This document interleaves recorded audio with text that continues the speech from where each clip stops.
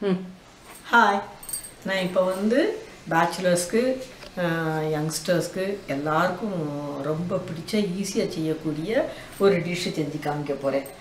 அதுக்கு பேர் வந்து எக் புர்ஜி.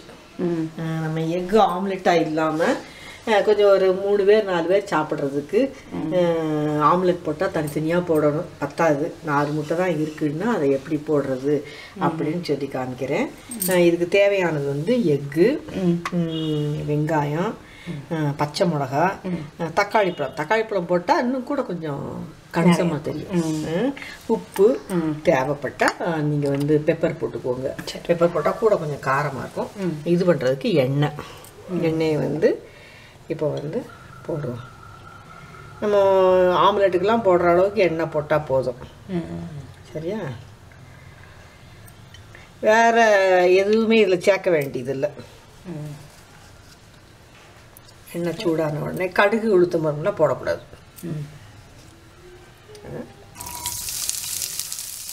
வெங்காயத்தை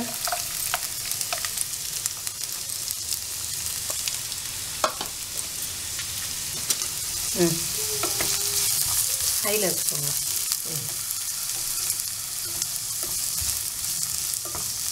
அது வதங்கட்டுமா? இன்னும் கொஞ்சம் வதங்கின உடனே தக்காளி பழத்தை போட்டு இது பண்ணிக்கணும். நான் எக்கை பீட் பண்ணிட்டு வந்துடுவோமா? இந்த தக்காளி பழத்தை போட்டுட்டேன். இது கொஞ்சம் வதங்கட்டும்.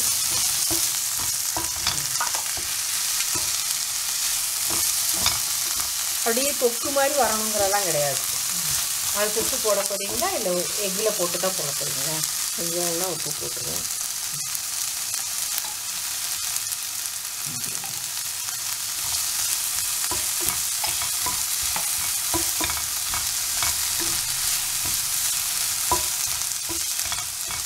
இப்போ எக்கை பீட் பண்ணி தந்தேன். இதுக்கு சால்ட் தனியாக போடணும். தேவையான அளவுக்கு சால்ட்டு போட்டோம்னா இது வந்து இதை மட்டும் வச்சு வெறும் ரசம் வச்சு இல்லாட்டி தக்காளி சாதத்துக்கு காம்பினேஷன் வச்சு சாப்பிட்டுக்கிடலாம். ஆம்லெட்டாக தனித்தனியாக போடாமல் அப்படி ஒரு பொரியல் பேர் சேர்ந்து இருக்கிறீங்க வந்து செய்யணும் அப்படின்னா தனித்தனியாக ஆம்லெட் போட்டால் டைம் ஆயிடும். இப்படி புர்ஜி மாதிரி போட்டிங்கன்னா 4 முட்டையெல்லாம் சேர்த்துலாம் ஆம்லெட் பிரட்டி போட முடியாது. ஆமாம், இப்படி போட்டோம்னா ஒரு டொமேட்டோ ரைஸோ இல்லாட்டினா ஒரு வெறும் ரசம், பருப்பு ரசம் வச்சு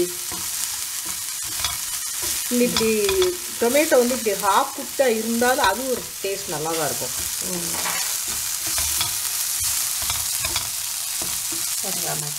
போட்டுக்கலாம். திக்காக செய்யக்கூடிய ஆனால் பிள்ளைங்களுக்கு பிடிச்ச மாதிரியான ஃபுட்டு. கொத்து பண்ணுறோம், அவ்வளோதான். இதை நல்லா மிக்ஸ் பண்ணி விட்டோம்னா தான் அப்படியே தனித்தனியாக வரும். தனியாக இதில் உங்களுக்கு பிடிச்ச குடமிளகா போட்டுக்கலாம். கேபேஜெலாம் போட்டிங்கன்னா சவச்சவன்னு வேணும். குடமிளகா போட்டிங்கன்னா கொஞ்சம் வாசம் உங்களுக்கு பிடிக்கும். இது அவசரமாக செய்தாலும் சரி, நிதானமாக செய்தாலும் சரி, கெடுக்கவே முடியாத ஒரு டிஷ்ஷு. இதில் வேணும்னா இப்போ பெப்பர் போட்டுக்கலாம். பெப்பர் போட்டுக்கலாம், கொத்தமல்லி தழை போட்டுக்கலாம், கேப்சிகம் போட்டுக்கலாம். போட்டோம்னா 4 பேர் இருக்கிற ரூமில் வந்து பசங்க இப்போ பேச்சுலராக இருக்கிறவங்க செய்யலாம், யங் கப்புள் செய்யலாம், ஓல்டு பீப்புள் செய்யலாம், யார் வேணாலும் செய்யலாம். எல்லாருக்கும் இது பிடிச்ச ஒரு சீக்கிரம் செய்யலாம். ஒரு வெளியே எங்கேயும் போயிட்டு வந்து வீட்டில் சாப்பிட்ணுன்னு நினச்சி வந்து சாப்பிட்டா ஒரு ரசம் வச்சு இது சிம்பிளாக வச்சு சாப்பிட்டுக்கலாம். அவ்வளோதான் இல்லையா?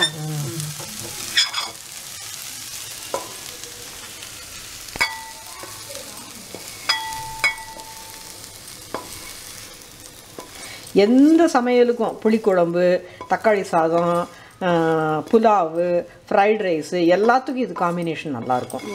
வெறும் சாதம், ரசம், பருப்பு ரசம் எது சாப்பிட்றதுக்குனாலும் இது சைடுக்கு வச்சு சாப்பிட்றதுக்கு நமக்கு மனசுக்கு பிடிச்ச மாதிரியான ஒரு டிஷ்ஷு. அவ்வளோதானா? அவ்வளோதான்.